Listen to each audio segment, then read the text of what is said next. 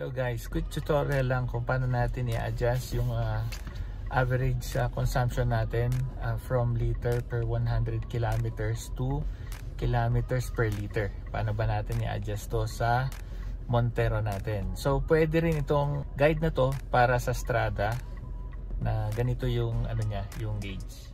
Yan guys, pag ganyan ang gauge nyo, itong guide na to para sa Montero and Strada. Paano natin baguhin yung average consumption? Kasi nakalagay doon by default is 100 kilometers. Ayan o, tingnan natin ha.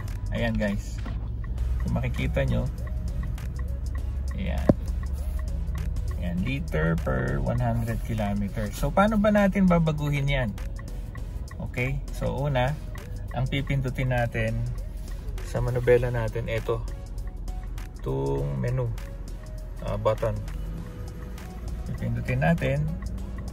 Every time natin pindutin yon, pindutin natin guys ha, every time natin pindutin siya, magbabago yung display niya doon. So ang hahanapin natin is, hold on, close up natin. So dapat ang hahanapin nyo is settings menu. Pag nandyan na tayo sa settings menu, ang gagawin naman natin dito is pipindutin nyo pa rin to pero with delay. Tatagalan lang natin, bababara natin ng pindot at magbabago na yan. Hold on, babad lang natin ng pindot yan. Okay, yan, pipindutin ko na matagal ha.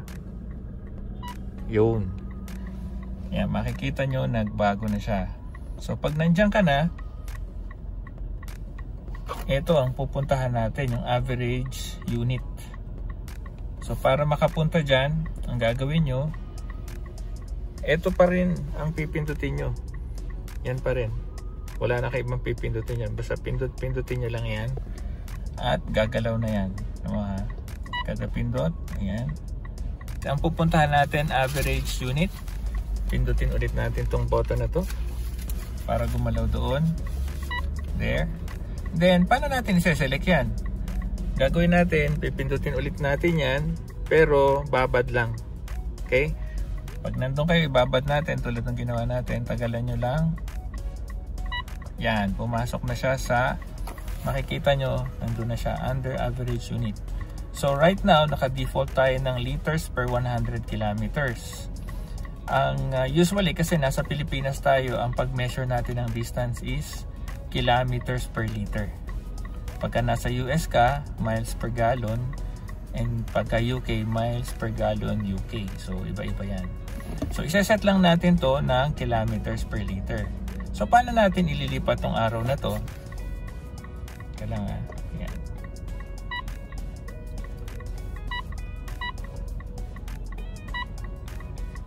Yan, para ilipat tong araw na to, again, ito lang din talaga ang pipindutin nyo, no? Pindot ulit tayo, kada pindot natin, yan, mag-aano yan, mamimili yan kung ano dyan. So ang tanong, paano natin isi-select para lumipat yung araw na yan? Ang gagawin natin, ganun ulit guys, babad lang ulit natin yung button, same button, pagkababad natin, ayan, lumipat na siya.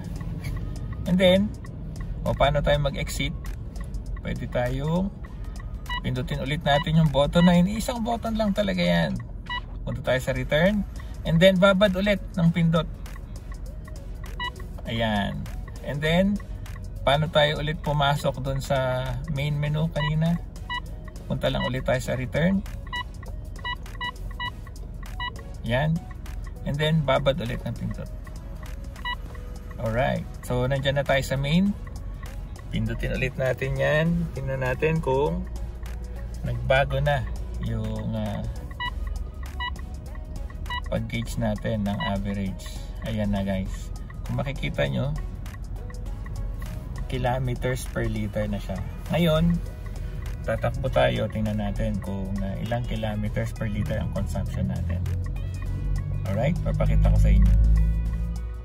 Ito na guys, after natin magbiyahe ng ilang kilometers, yan na, lumalabas na yung average consumption natin. Ano na, 5.5 kilometers per liter. So yung ano niya, yung pinaka-unit niya is kilometers per liter na. hindi na liters per 100 kilometers. So ganun lang guys kung paano natin i-adjust. And kung nagustuhan nyo tong video na to, just subscribe to my channel and hit that notification bell for more videos that I'll be posting. And also like and share the video. Alright guys, see you on my next vlog. Bye bye.